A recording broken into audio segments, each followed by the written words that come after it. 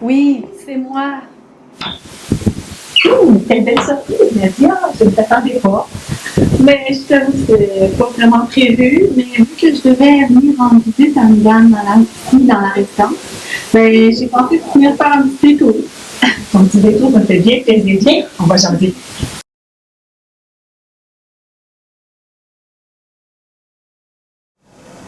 Tu as l'air fatiguée. Ah, pas vraiment. C'est juste que je me sens un petit peu déprimée. Oh, tu as des problèmes en ce moment? Pas moi, mais la conversation que je viens d'avoir avec la dame que j'ai visitée était pas vraiment très réjouissante. C'était une longue série de regrets et de plaintes. Elle voit juste ce qu'elle considère comme être de la malchance. Il y a des gens comme ça. Et ce n'est pas facile de leur faire voir le côté positif de la vie. Et pourtant, ce positif, il y en a toujours un peu. C'est vrai. Et même, elle l'avoue elle-même un peu sans s'en rendre compte. Elle me parlait de sa sœur qui a un cancer puis qui se retrouve en rémission, de la fille de sa sœur qui a un emploi bien rémunéré, puis même de son petit-fils qui a été choisi pour être dans l'équipe nationale de hockey. Ça fait bien des bonnes choses qu'elle ne voit pas. Non, elle fait juste s'apitoyer sur ceci, cela, qui ne va pas comme elle voudrait. C'est vraiment dommage. C'est étonnant que tu me parles de ça aujourd'hui.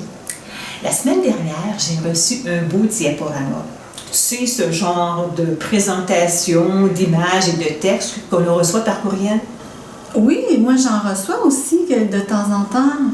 Celui qu'on m'a envoyé était une parabole chinoise d'un auteur inconnu, mais j'ai trouvé le message très intéressant. Raconte-moi. OK. C'est l'histoire d'un paysan qui a un cheval qu'il aime beaucoup et qui lui rend bien service. Un jour, le cheval s'enfuit et ne revient pas.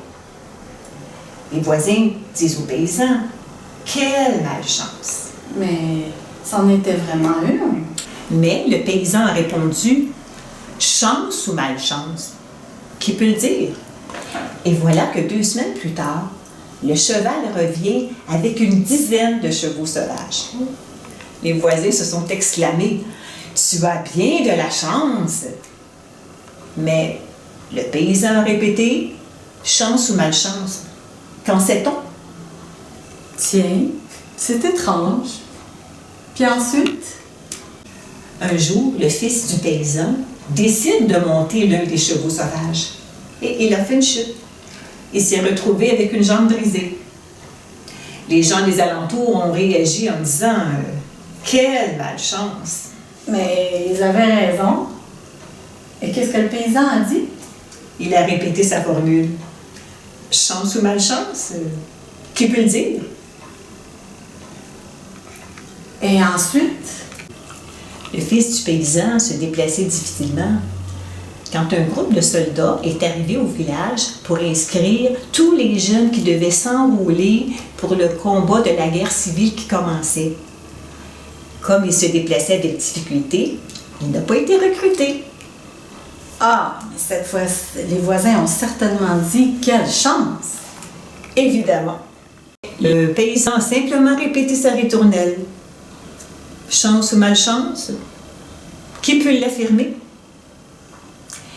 Et la conclusion du récit disait « Pour pouvoir affirmer s'il s'agit de chance ou de malchance, il faut souvent attendre la fin de l'histoire, la fin de la vie. »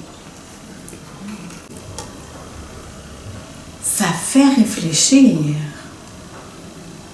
Oui, je t'avoue que ça m'a fait réfléchir. Quand j'ai terminé de regarder le diaporama, il y a une phrase de Saint Paul qui m'est venue à l'esprit. Nous savons que toute chose concourt au bien de ceux qui aiment Dieu. Autrement dit, tout ce qui nous arrive sert à notre bien. C'est ça? C'est ce que le texte dit. Et si on y croit, ça veut dire qu'on a vraiment de la chance. Et pas seulement de temps en temps, mais en permanence. C'est une façon de le dire. Tu as raison. De ceux qui aiment Dieu. De ceux qui croient vraiment en lui, j'imagine. De ceux qui croient que toutes les malchances peuvent devenir des chances et servir à notre bien. Je suis vraiment contente d'être venue faire mon petit détour. Il faudra que tu en fasses d'autres.